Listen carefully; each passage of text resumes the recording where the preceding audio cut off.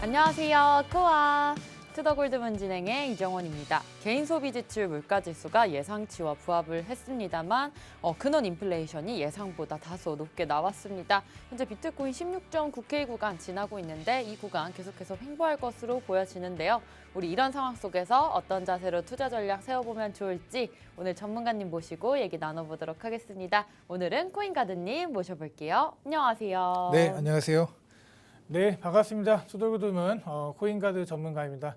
자, 여러분들 비트코인 2,182만 원 선을 지금 이제 선회하고 있고 현재 자리에서 계속적으로 이제 매물대를 쌓으면서 좀 상승하는 모습이 좀 나와줘야 되는 자리라고 좀 생각을 하는데 이런 좀 단기 박스권 하단선에 위치를 해 있기 때문에 이번 주에 좀 상승이 나오지 않는다 그러면 이제 내년 초 정도 됐을 때 살짝 또 하락이 나올 수 있는 그런 부분들이 있기 때문에 현재 이제 추세 자체가 하락인 이 상황 속 이번 주에 한번 상승이 나와주기를 좀 기대를 하고 오늘은 여러분들 이제 특히나 이제 중앙거래소에 대한 이런 불신이나 그런 것들이 좀 많다고 저는 이제 생각이 듭니다. 그래서 오늘은 좀 탈중앙화 거래소에 대해서 제가 좀 자세히 말씀을 드릴 테니까 여러분들이 이제 뭐 자기 자신 가진 이런 자금들을 뭐 탈중앙화 거래소 옮겨야 되나 이렇게 물어보시는 분들 많더라고요. 오늘 이 부분을 제가 잘 짚어드리도록 하겠습니다.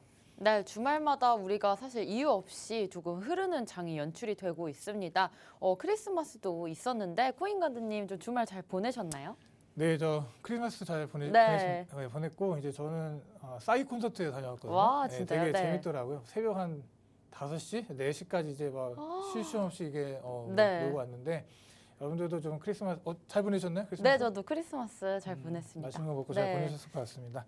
날씨가 추웠는데 좀 장도 살짝 얼어붙은 것 같긴 해요. 산타가 아직 안 왔나요? 그러니까 이제 크리스마스 끝났는데 그죠? 네, 산타도 네. 뭐 추워서 안 왔다 이런 말도 있고 지금 현재 네. 장세가 뭐 그렇게 막 크리스마스 계속적으로 이제 뭐 오르지도 않았고 내리지도 않았고 뭐 유지만 해줬기 때문에 제가 말씀드린 것처럼 이번 주에는 좀 상승이 나와줘야 된다 이렇게 네. 제가 말씀을 드리도록 하겠습니다. 그래서 이 탈중앙화 거래소에 대해서 좀 말씀을 드리려고 하는데 화면을 좀 보면서 얘기를 할까요? 네, 이 탈중앙화 거래소 이제 여러분들 이제 가상화폐 거래소 같은 경우는 혹시 이제 여러분들 다 이용하셨겠지만 대부분이 이제 중앙화 거래소를 현재 이용하고 맞아요. 계십니다. 그래서 아무래도 이제 보다 많은 투자자들을 더 포섭하기 위해서 뭐 마케팅도 많이 하고 또 뭐 NFT 이런 것들도 이제 거래를 하면서 또 뭐 스테이킹도 마찬가지입니다. 그래서 뭐 접근성이 용이하게 구성되는 부분들이 있는데 특히나 이제 각 거래소들마다 이제 또 상장되어 있는 코인들이 다르기 때문에 여러분들 네. 거래소별로 이제 여러 거래소 이용하시는 분들도 많을 것 같습니다. 그런데 최근에 이제 샘뱅크먼이 이제 뭐 보석금을 받고 뭐 풀려났고 보석금을 내고 풀려놓고 이런 걸 보면서 참 이제 이 중앙화 거래소에 대한 문제점들이 점점 나와주고 있는 단계라고 저는 생각을 합니다. 그래서 지금 뭐 중앙화 거래소들의 문제는 탈중앙화적인 성질에 부합하지 않는다라는 게 되겠죠. 이제 우리가 블록체인 이런 기술들이 만들어지고 비트코인의 기술력 이런 것들이 대부분이 이제 베이스드 어떻게 보면 이제 탈중앙화라고 좀 보는데 지금 이런 부분들이 전혀 지켜지지가 있고 있지 않습니다. 대부분 다 힘 있는 사람들에 의해서 이제 지금 시장이 굴러가고 있고 우리 주식시장도 마찬가지로 지금 이렇게 흘러가고 있기 때문에 여러분들이 이제 지금 이제 중앙화 거래소 이외에 다른 거래소, 탈중앙화 거래소라는 이제 덱스 거래소가 이제 사람들이 이제 입방안에 좀 나오고 있는 상황이라고 좀 보시면 네. 될 것 같습니다. 자, 그래서 이 탈중앙화 거래소를 보게 되면은 투자자가 직접적으로 이제 투자를 할 수 있게 도와주는 겁니다. 그래서 우리가 이제 이 중앙화 거래소 같은 경우는 그 중앙화 거래소가 갖고 있는 물량 내에서 이제 투자자들이 이제 뭐 사고 팔고 하는 건데 탈중앙화 거래소 같은 경우는 이제 거래가 성사가 되면은 바로 이제 개인의 크립토의 이런 지갑과 연동이 돼서 해야 되기 때문에 그냥 물물 교환이나 같다 이렇게 좀 보시면 될 것 같습니다. 그래서 어떻게 보면은 보안이나 이런 거에 대해서 좀 상당히 안전할 수가 있고 그런데 좀 여러 가지 이제 장점들이 좀 많다고 보시면 될 것 같습니다. 네, 탈중앙화 거래소 우리가 현재 뭐 이용하고 있는 업비트나 바이낸스 같은 경우는 중앙화 거래소라고 하는데 탈중앙화 거래소가 요즘에 다시 곽광을 받고 있습니다. 거래소에 대한 불신이 커지고 있기 때문인데요. FTX 사태 이후로 조금 더 이런 움직임들 보여지고 있습니다. 탈중앙화 거래소 아무래도 우리가 직접 거래를 이용해야 돼서 좀 불편하진 않을까? 좀 어려움이 조금 있을 것 같아요. 그렇죠. 이제 네. 뭐 덱스 이제 거래소라고 합니다. 덱스 거래소라고 이제 부르는데 네. 자, 우리가 이제 이 덱스 거래소가 이제 중앙 거래소만큼 활성화가 안 되는 이유를 좀 이제 알아봐야겠죠. 왜 사람들이 지금 세계적으로 유명한 이런 뭐 바이낸스라고 뭐 바이낸스, 뭐 업비트 뭐 이렇게 이제 중앙거래소가 이제 활성화되고 이유를 보시게 되면은 타일 중앙화 거래소 같은 경우는 상당히 좀 이용하기가 좀 불편합니다. 뭐 네. 대부분이 다 영어로 되어 있고 또 이제 처음 덱스 거래소를 이용하게 되면은 좀 어려움이 있을 수가 있어요. 뭐 차트도 없습니다. 차트도 없고 그냥 물물 교환하듯이 우리가 네. 이제 뭐 땡땡 마켓에 가서 뭐 코인을 주고 받아오고 뭐 이런 식으로 이제 한다고 생각하면 될 것 같기 때문에 이제 그렇게 좀 상황이 흘러가고 있고 그래서 뭐 코인이나 이런 것들 송금하거나 매매를 할 때 트랜잭션이 상당히 발생하지 않는다. 그래서 이 말은 그래서 어떻게 보면 이제 거래소 같은 이제 거래소에서 보여가는 코인들이 실제로 네. 우리 코인이 아니라는 거죠. 그래서 네. 현재 이제 존재하는 한국 거래소나 이런 것들 보게 되면은 중앙에서 제공하고 그 메커니즘 내에서 움직이는데 이 타일중앙 거래소는 반대다라고 좀 제가 말씀을 드리고 여기 보시면 이제 바이낸스도 불안하다, 타일중앙 거래소 찾는 투자자들, 뭐 후오비도 건전성의 의문 제기. 이제 덱스와 콜드 월렛에 대한 관심 증가. 제가 이제 뭐 콜드 월렛도 여러분들 하나씩 사놓는 게 좋겠다라고 제가 방송에서도 말씀드리는 게 좀 기억이 나기도 하네요. 그래서 지금 이제 덱스 거래소 같은 경우는 여러분들 이제 자금이나 사용자의 뭐 자금과 규모, 어떻게 보면 이제 아이디나 이런 것 자체를 요구하지 않습니다. 그래서 신상이나 개인 정보도 필요 없고 플랫폼은 어떻게 보면 단지 거래를 연결해주기 위한 플랫폼이라고 보시면 됩니다. 그래서 어떻게 보면 타일 중앙화 성질에 맞게 한 단계 좀 업그레이드 되지 않았나 이렇게 좀 생각이 들고요. 뭐 보안적인 면에서도 이 덱스 거래소가 상당히 안전하겠죠. 그래서 이제 블록체인 기술을 활용하기 때문에 그 중앙화 거래소 같은 경우는 뭐 서버나 이런 것들이 해커로부터 이제 해킹당하게 되면은 그 안에 이제 자산에 있는 손실을 입을 수가 있는데 네. 타일 중앙화에서는 그럴 일이 없다. 이제 이렇게 좀 말씀을 드립니다. 그래서 뭐 중앙 서버도 없고 우리가 이제 중앙 서버에 있는 뭐 노드들이 있을 거 아니에요. 그럼 네. 노드들을 동시에 해킹해 버릴 수도 없고 그렇기 때문에 여러 가지 좀 장점들이 있고 수수료도 지불하지 않아도 됩니다. 특히나 이제 우리가 뭐 수수료 장사한다 이런 얘기를 좀 많이 하죠. 중앙화 거래소 같은 경우는 네. 하락장임에도 불구하고 계속적으로 돈을 벌 수 있는 이유, 우리가 이제 상장 폐지가 될 만한 뭐 유의를 지정했는데도 이걸 연장하는 이유 이런 것들을 보게 되면은 중앙화 거래소의 좀 욕심이라고 저는 보는데 그런 것 자체가 없기 때문에 좀 우리 암호화폐 자체도 이제 기본적으로 이제 탈중앙화를 이제 베이스로 이제 들어가잖아요. 여러분들도 아시다시피 사토시가 만든 그런 것들도 이제 탈중앙화를 이제 베이스로 하기 때문에 지금 현재 이제 이 유행까지는 아니고 사람들이 이제 점점점 탈중앙화 거래소에 관심을 많이 갖는다 이렇게 여러분들이 보시면 될 것 같습니다. 네, 탈중앙화 거래소의 장점도 여러 가지가 있을 것 같은데요. 현재 스마트 컨트랙트 기능을 제공하는 오픈소스 기술이 큰 장점이 될 것 같습니다.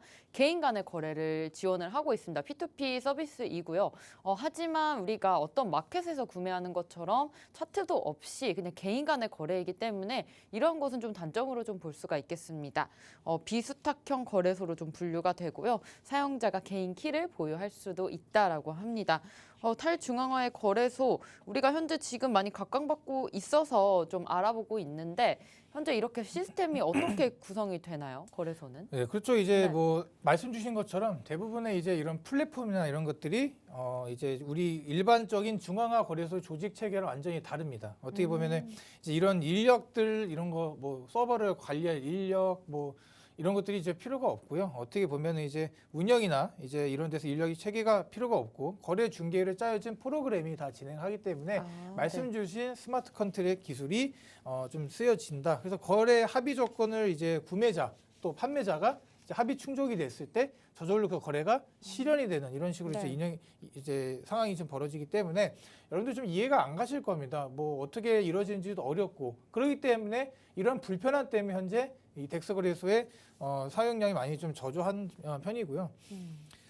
또 이제 중앙 데이터베이스도 없고 블록체인 기록상 이제 흩어져 저장되고 그래서 뭐 한번 저장된 이런 이 정보들을 뭐 위조나 그런 게 할 수가 없다 이렇게 보여집니다. 그리고 KYC 인증도 필요가 없어요. 고객 확인 신원 제도도 필요가 없기 때문에 이런 불필요한 이 인증들이 필요가 없고 누구나 개인 크립토 지갑만 있으면 거래할 수가 있다. 자, 그러면 지금까지 이제 얘기 드린 걸 보면은 너무나도 이제 뭐 상황은 좋고 뭐 그 하는 법만 배우면은 네. 괜찮을 것 같다 이런 좀 생각이 드시기도 할 것 같습니다. 그래서 이제 이 유니스왑이라는 거래소 또 이제 어떻게 보면 이제 대표적으로 이제 되는 건데 유니스왑 또 이제 키넷 프로토콜 뭐 팬케이크 스왑 뭐 스지스왑 많이 들어보셨을 겁니다. 이런 거래소들이 대부분 이제 뭐 바이낸스 뭐 팬케이크 스왑 같은 경우는 바이낸스 이제 스마트 체인도 이용하고 또 이제 키넷 프로토콜 같은 경우 이제 거래소 내 유동성이 상당히 높기 때문에 지금 이제 도미노덱스도 요즘 최근에 뜨고 있는 거래소라고 좀 보시면 될 것 같습니다. 이런 거래소들을 좀 봤을 때 제가 보기에는 이제 앞으로 이렇게 이런 거래소들 이용하면서 웹3에 대한 그렇죠? 이제 웹3에 대한 이 시대가 앞당겨지지 않을까라고 좀 생각이 듭니다.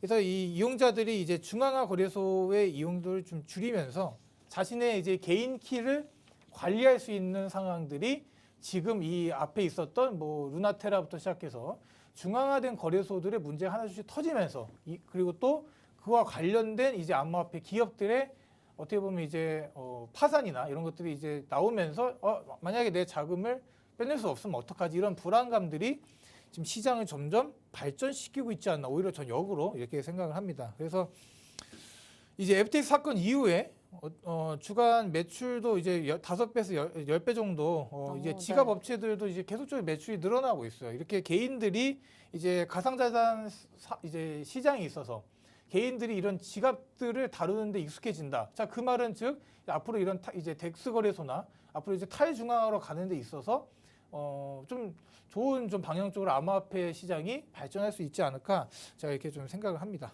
네, 탈중앙화 거래소 현재 우리가 가장 많이 사용하고 있는 유니스왑이나 스시스왑, 밸런서 이런 어플들이 있을 것 같고요.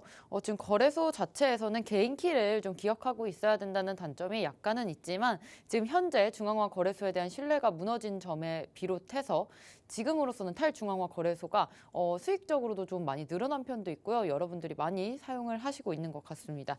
현재 중앙화 거래소가 또 믿음을 주지 못한 그런 입장도 있는데 바이낸스나 FTX 우리가 이용하고 있는 업비트 중앙화 거래소라고 할 수가 있죠. 지금 탈중앙화와 중앙화 이렇게 좀 싸우고 있는 것 같아요. 지금 현재 상황에서는 그래도 우리 초보 투자자분들께서는 중앙화를 이용하는 게 아무래도 조금 쉬운 편이다라고 생각할 수가 있겠네요. 그렇죠. 이제 뭐 그렇습니다. 예, 저도 그렇게 생각을 하고 대부분 유명한 이제 거래소들 이제 다 중앙화 거래소이기 때문에 먼저 안전하다라고 생각하는 것 같아요. 뭐 어떻게 보면 역으로 보게 되면은 안전하지는 않지만 저 그렇게 생각하시는 것 같고 우리가 이제 은행처럼 여러분들 우리가 은행에 예금을 하고 그에 대한 이제 좀 안정성을 갖잖아요. 우리가 이제 뭐 땡땡은행 우리나라 땡땡은행에 이제 우리들 자금을 넣어놓고 그냥 별 두려움 없이 쓰는 것 같이 우리가 일반 대중들은 현재 이런 상황이 상당히 지금 익숙한 상황이다라고 보시면 될 것 같습니다. 그 FTX도 마찬가지거든요. FTX도 이제 세계 2위, 3위 거래소였다 이렇게 좀 보여지고 이렇게 그 안정성을 바탕으로 이제 장사를 해왔던 거죠. 뒤에서는 다른 짓을 하고 있었지만 이제 문제가 이제 이런 것들을 이제 투자자들의 마음들을 이용하는 이 CEO들의 좀 도덕적인 해이가 되지 않나 좀 생각이 듭니다. 고객들이 이제 예치한 걸 마음대로 다 써버리고 그거 가지고 자기들 호의호식하고 이렇게 하면 안 되죠. 그런 것들이 이제 방지하기 위해서 앞으로 시장을 좀 더 발전을 한다라고 좀 생각이 들고 그러면 여러분들 이제 봤을 때 무조건적으로 이제 탈중앙화 이제 vs 그다음에 중앙화로 봐야 되냐라고 좀 이게 상황을 보게 되면 이것도 우리가 이제 무조건 이 중앙은 안 되는가 무조건 탈중앙화로 가야 되는가라고 보면은 그것도 좀 아니라고 좀 봅니다. 우리가 가야 할 길이 상당히 멀어요. 가야 할 길이 상당히 멀고 지금 이 덱스 거래소들도 어떻게 보면 이제 관리자들이 아예 없기 때문에 여러분들이 만약에 실수를 만들거나 실수로 뭐 코인을 잘못 거래를 하거나 그랬을 시에 대한 어떠한 보상도 주어지지 않습니다. 배상이라고 해야 되나? 하여튼 중앙화된 이런 고객센터도 없고요.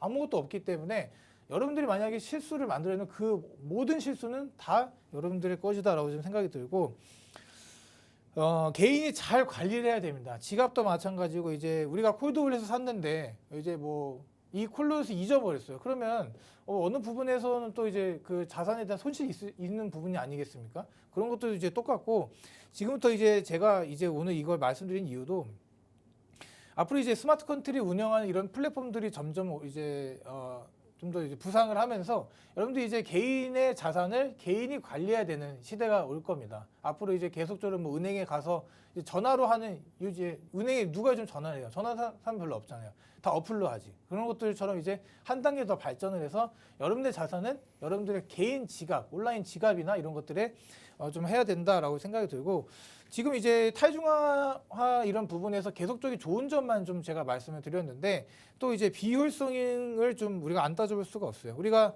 어떻게 보면 이제 마트라는데 뭐 아는 선생님 마트 자주 가시죠? 마트 저는 한 2주에 한 번씩 가는 것 그래요? 같네요. 네.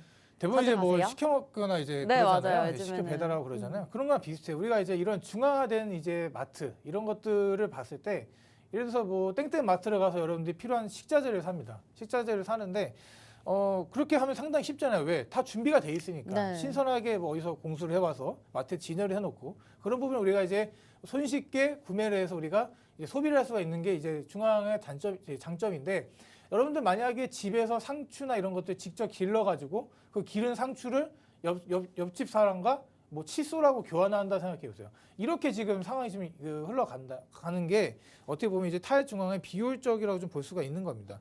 기술의 발전은 언제나 비효율적인 거를 효율적인 부분을 바꿔야 되는데 지금 워낙에 이 암호화폐 시장이 이제 탈중앙화적 이런 걸 좀 강조를 하다 보니까 이런 부분에서 오는 좀 괴리감이 있지 않나 제가 좀 이렇게 말씀을 드릴 수 있겠습니다. 그래서 항상 이렇게 말씀드리는 것도 무조건적으로 뭐 센트럴라이스가 맞다, 뭐 탈중앙화가 맞다 이렇게 얘기 드리는 게 아니라 이 둘을 여러분들 적절하게 잘 이용하실 수 있는 그런 방식을 좀 공부를 하시게 되면은 좋지 않을까. 천천히 바꿔가는 겁니다. 점진적으로 이렇게 바꿔가는 거기 때문에 지금 여러분들의 자산을 전체 다 뭐 덱스에 뭐 넣어서 덱스에서 이제부터는 관리를 해라 이런 게 절대 아니거든요. 제가 이제 뭐 이제 중앙화된 거래소라도 본인들의 이제 코인이 없는 거래소들로 이제 제가 이동을 시키라. 특히나 이제 국내 거래소 같은 경우는 업비트가 될 수가 있겠죠.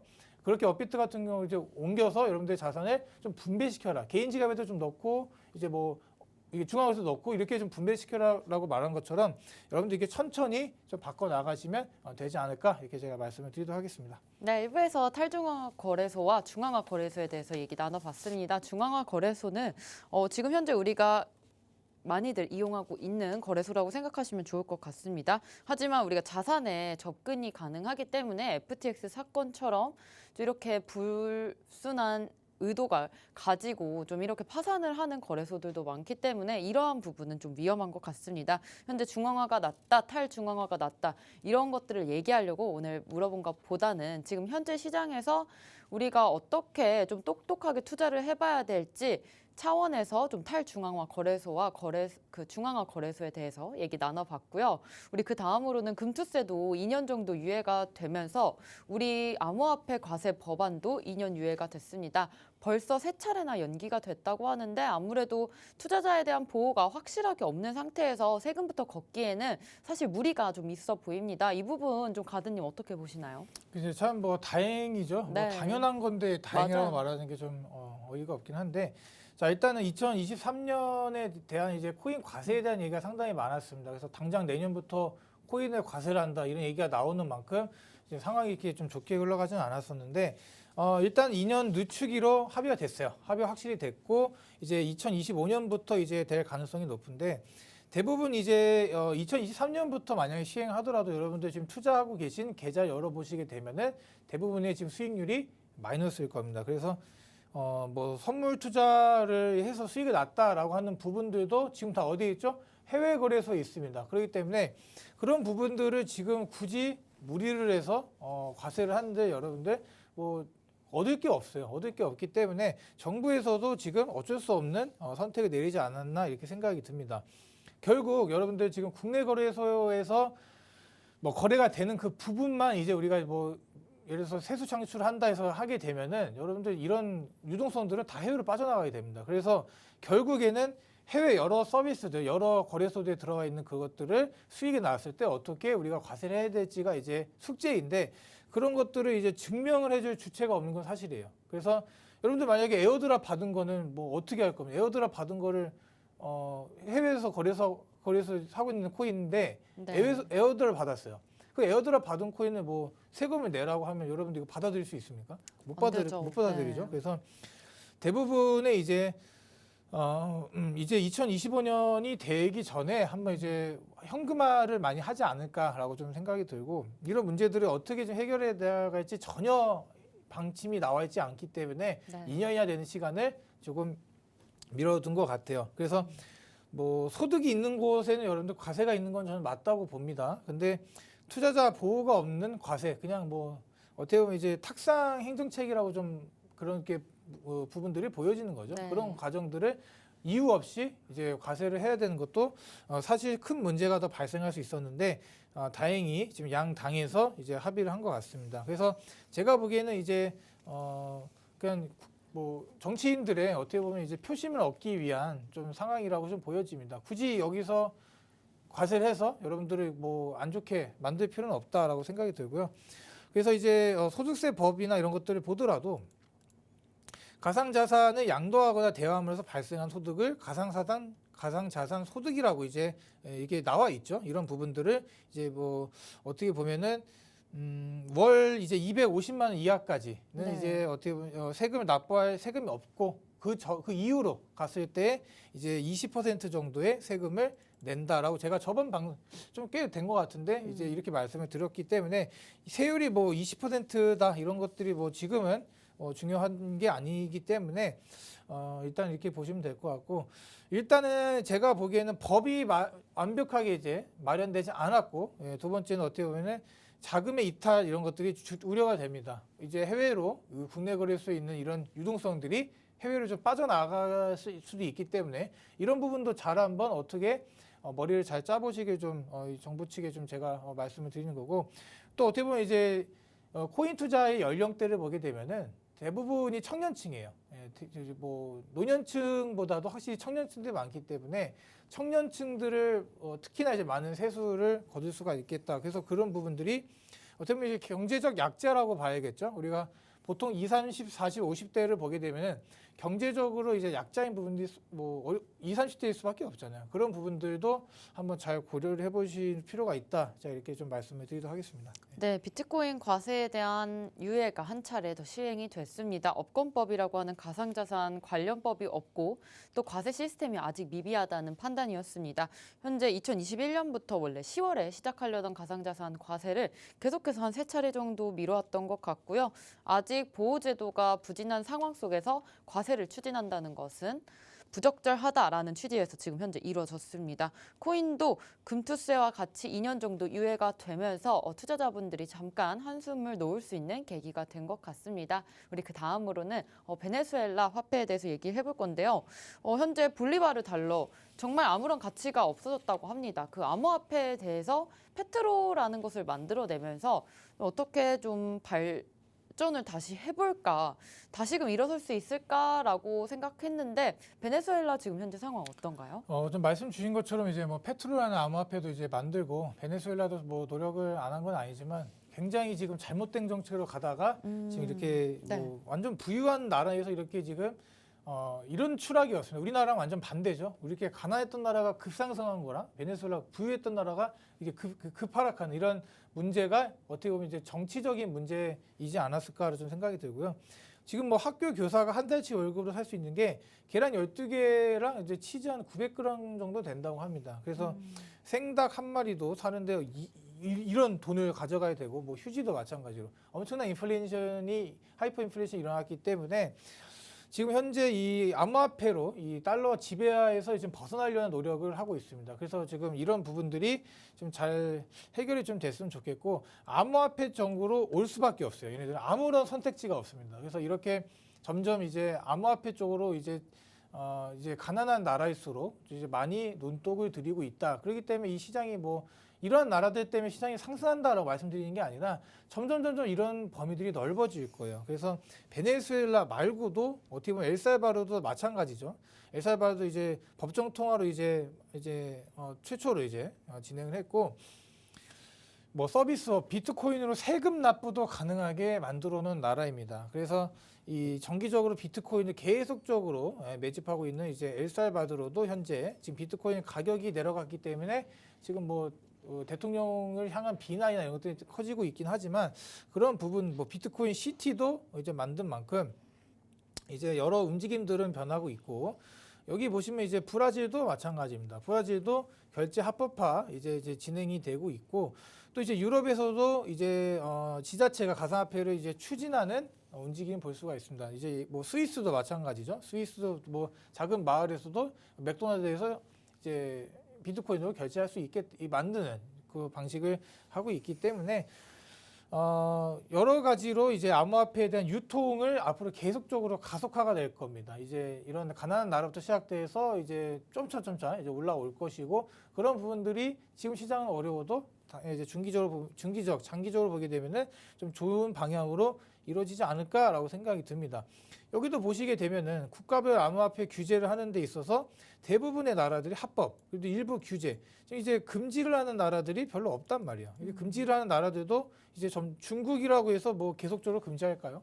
저 나중에 이제 중국이 이 CBDC를 퍼뜨리고 싶은 이런 욕망 때문에 이런 건 알겠는데 이런 암호화폐 기술들을 절대 버리고 갈 수 없는 시장 이제 상황들이 분명히 올 겁니다. 그때 이 중국들이 뭐 이런 금지하고 있는 나라들조차도 다 이제 합법으로 다 변하지 않을까 이렇게 좀 생각이 듭니다. 상당히 많은 나라들이 받아들이고 있죠. 이 지구촌에서 많은 나라들이 벌써 받아들이고 있기 때문에 이 시장을 절대로 그냥 한 번에 무너뜨리기라는 여러분들 거의 불가능하다라고 좀 말씀을 드리고 여기도 보게 되면 이제 공표 탐욕 지수잖아요. 공표 탐욕 지수가 계속적으로 최근 3년간의 이제 자료를 제가 좀 가져왔는데 현재는 이제 이런 극심한 공포 구간에 있다고 보시면 됩니다. 계속적으로 이 아래 구간에서 유지했을 때가 여러분들 저점인 경우가 상당히 많았는데 대충 눈대중으로 봐도 지금 이 그래프를 보시더라도 계속적으로 이렇게 밑에 부분에 위치하고 있잖아요. 그래서 다시금 시장이 이게 환희로 바뀔 수 있는 시장이 온다. 여러분들이 이렇게 아시면 될 것 같습니다. 그래서 마무리하도록 할게요. 네.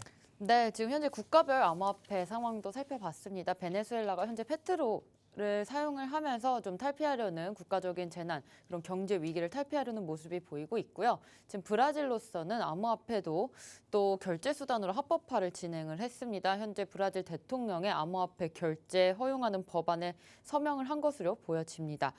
또 국가별로 우리가 뭐 엘살바도르나 이렇게 브라질에서도 있겠지만 스위스 같은 나라에서도 현재 암호화폐 시티라는 도시 같은 거를 만들어서 그쪽에서도 맥도날드나 이런 여러 개의 점포에서도 사용을 할 수 있게 합법화를 진행했고요. 지금 베네수엘라 정부부터 시작해서 여러 나라들이 지금 현재 암호화폐를 채택을 하면서 우리 경제적인 자유를 좀 외치고 있는 것 같습니다. 다음으로 우리가 비트코인 공포 탐욕 지수를 좀 살펴봤을 때 현재는 약간 극심한 공포 사이다라고 말씀 주셨습니다. 따라서 지금은 현재 좀 저점일 수도 있겠으나 나중에 좀 상승 가능성이 있어 보이고요. 우리 비트코인 반감기 또 내년이나 2024년, 2025년쯤 돌아온다라는 말이 있습니다. 그때 사실 반등한다는 것은 모든 사람들이 알고 있으니까 그 전에 좀 주지 않을까라는 생각도 하고 있어요. 어떤가요?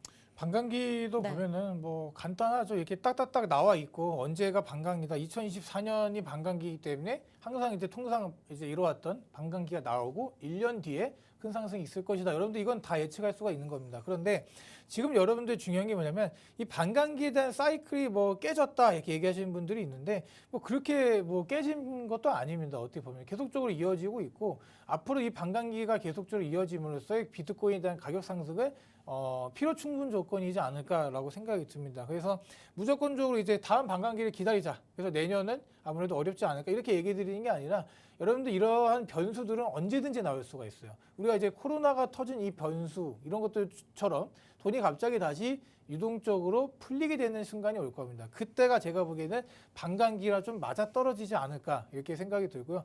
그렇게 되면서 거시적인 부분과 플러스 이제 기술적인 발전 이런 것들이 같이 이어져 가면서 반감기까지 여러분들 뭐 이렇게 뭐 ETF도 기다리고 있잖아요. 그래서 그런 것들도 다 진행이 되게 되면은 여러분들이 원하시는 수익을 좀 이뤄내지 쉽게 이뤄낼 수 있지 않을까 이렇게 제가 좀 말씀을 드리도록 하겠습니다. 네, 비트코인 반감기도 2024년에 예상이 되고 있지만 2025년 정도에 큰 상승이 있을 것입니다. 하지만 지금 현재로서는 돈이 갑자기 좀 풀리면서 유동성이 늘어날 때 우리 비트코인 반감기와 맞물려서 좀 크게 상승장이 오지 않을까라고까지 말씀 주셨습니다.